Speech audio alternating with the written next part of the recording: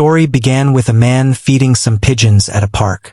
As he fed them some breadcrumbs, he spoke to the birds, offering to tell them a story, one about how his coworker had stolen his work.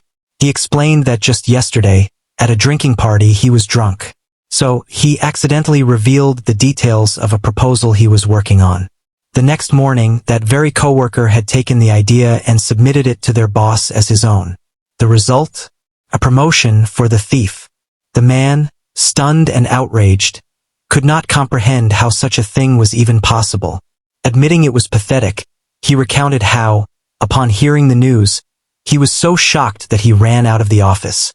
Just then, a woman who heard what he was saying laughed and mocked his misfortune. She struck a dramatic pose, a pretty attractive pose at that, and chugged a can of beer, then pointed to herself and asked if she could cheer him up. He was baffled by her sudden appearance and stuttered as he asked who she was. With a carefree smile, she introduced herself as Shino, a college student who likes drinking at noon. Breaking into a cold sweat, the man, let's call him Mr., thought that she was a strange character who had overheard him talking to himself. Shino then offered him a drink, saying it would ease the pain, but he refused. Sitting on the swing beside him, she offered to listen to his troubles. He refused at first, noting that they had only just met. But Shino asked if her company was really worse than that of pigeons. That Mr. sighed. He said he envied people like her, those carefree enough to drink in the middle of the day, but admitted he was not like that. Shino asked what was stopping him. He responded that he had lived a serious, disciplined life for as long as he could remember. She was intrigued and asked how long he had been that way. Mr. explained that he was the kind of person who always followed his parents' advice. Study hard, get a good job, and stay on the right path. As she swung gently on the swing, Shino remarked that he sounded like the type who had sacrificed his youth. Then, teasingly, she suggested he probably has not done the deed yet. Embarrassed, Mr. blushed and quietly apologized for not having experienced it. With a mischievous smile, Shino cupped his face and offered to be his girlfriend for the day, to cheer him up, give him happy memories, and loosen up his overly disciplined brain. At that, Mr. turned even redder and was visibly flustered. Without warning, she grabbed his hand and began dragging him along. As he asked where she was taking him, she paused to think. Then, pointing to an arcade crane machine, she declared that it might help him feel young again. Skeptical, he asked how that would help, but she assured him she would teach him how to play. Reluctantly, he inserted a coin. Internally, though, he lamented how he was simply going along with whatever she wanted. As he tried the game, Shino excitedly pointed out where to aim. He asked her to lower her voice, but at that moment he managed to catch a toy.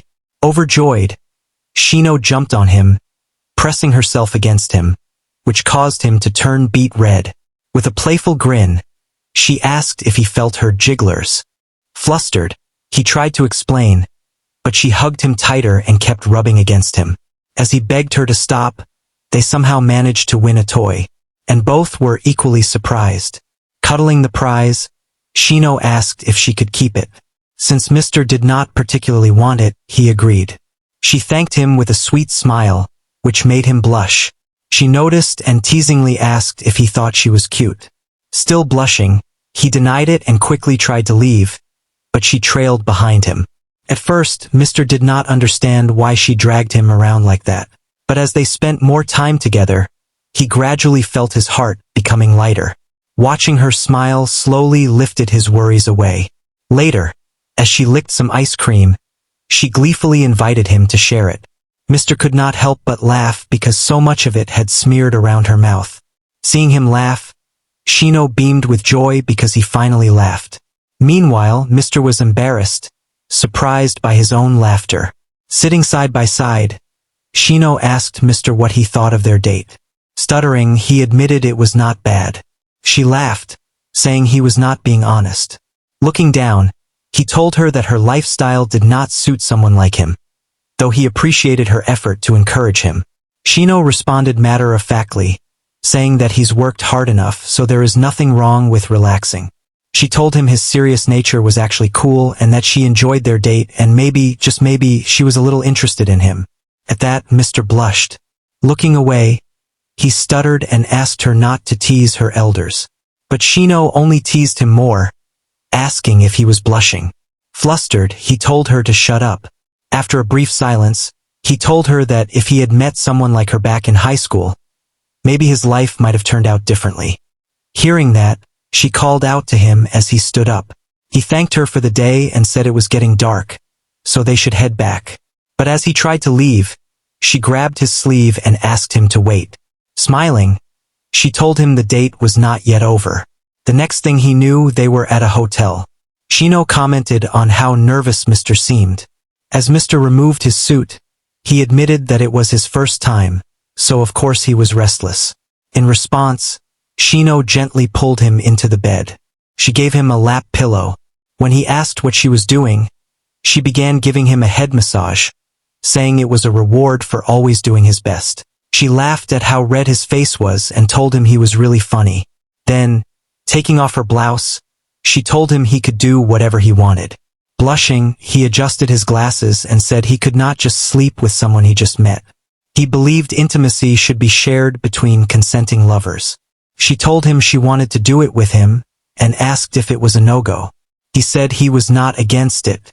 Shino reassured him, saying it was okay not to be serious all the time. She added with a wink that some people say doing it lowers a man's IQ. When he was still hesitant, she asked if he hated her, and he said that he did not. Removing his glasses, she asked if their feelings were mutual. Then, with a soft voice, she encouraged him to relax and let go. She promised she would guide him through it. They had a little fun. After the deed, Mr. asked her what she planned to do next. Playing with her phone, Shino said she would probably look for a place to sleep. He asked her where she lived, and she told him that her friend kicked her out. Concerned, he asked her how she managed to survive until now. Then, she asked if she could stay with him. He was stunned. With a cute, pleading face, she begged him, reminding him that he said he loved her, and hoping that his words were not lies. Though hesitant, he reluctantly agreed. With a sigh, he said that it felt like he picked up a stray cat. Shino laughed and said she liked being called that.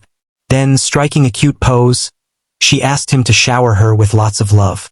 As her stomach growled, she said she was hungry and asked him to feed her yakiniku. He sighed again and replied that she was one hell of a luxurious pet. Please like, subscribe and comment. The title is Petunia.